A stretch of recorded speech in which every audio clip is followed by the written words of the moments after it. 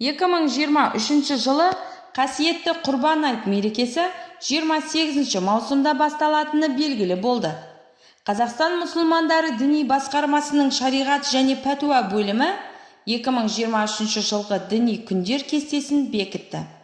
Кестеге сәйкес Құрбан айттың бірінші күні 28 маусымда басталып, 30 маусымда аяқталады.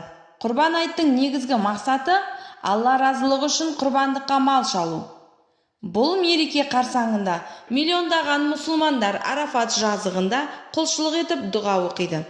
Құрбан сөзі араб тілінде жақындау дегенді білдіреді. Яғни жасаған сауап істер арқылы жүректі тазартып, Аллаға жақындай түсу. Ал діни терминдік мағынасы шарттарымен санаса отырып, құлшылық ниетімен мал бауыздау дегенге саяды.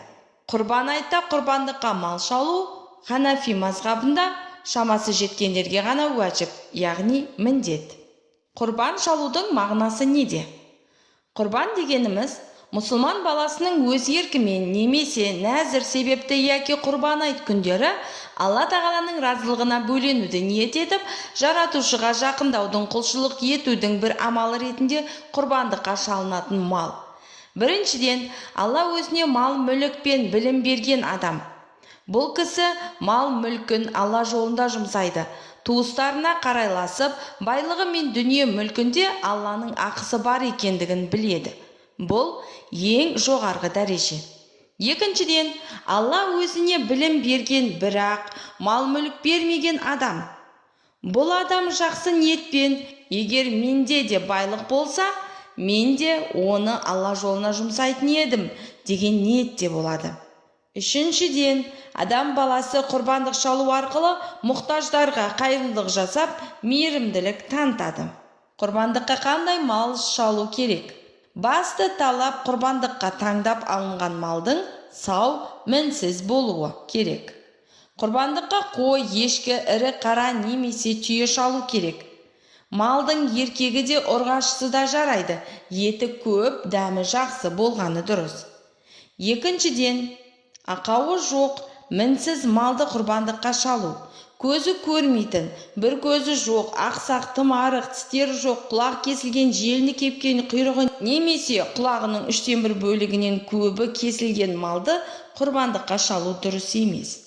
Белгілі жасқа жеткен малды құрбандыққа шалу. Қой мен ешкі 1 жасқа жету керек. Үлкендігі 1 жасар қойға ұқсас 6 айға толған семіз әрі ірі қойдыдан құрбандыққа шалу рұқсат етіледі.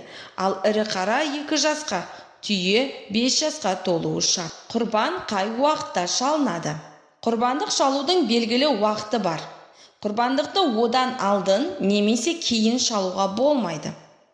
Уақытынан бұрын шалған құрбандық өз отбасы үшін сойылған мал секілді. Ол құрбандық болып есептелмейді.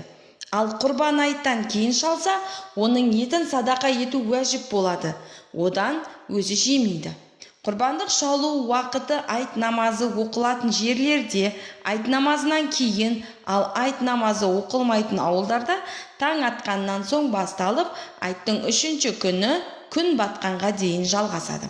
Қалалық жерде тұратын адам құрбандығын шалу үшін оны айт намазы оқылмайтын бір ауылға жіберсе, және құрбандық сол ауылда таң атқаннан кейін шалынса дұрыс болады.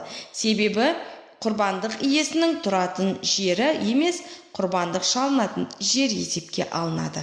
Қатты суық, тасқын су, қалың қар және басқа да дәлелді себептермен айт намазы оқылмай қалса, құрбандық малы шамамен айт намазы оқылатын уақыт өткеннен кейін, яғни күн шыққан уақыттан 1 сағат өткізіп шалынады. Бір күнді айт күні деп есептеп, адамдар сол күні айт намазын оқыса және құрбандық шалса, сосын оның арапа күні екені анықталса, оқыған намазы және шалынған құрбандығы дұрыс болады. Ал құрбан айт күнінің келмегенін біле тұра, шалған құрбандығы жай садақа болып қалады.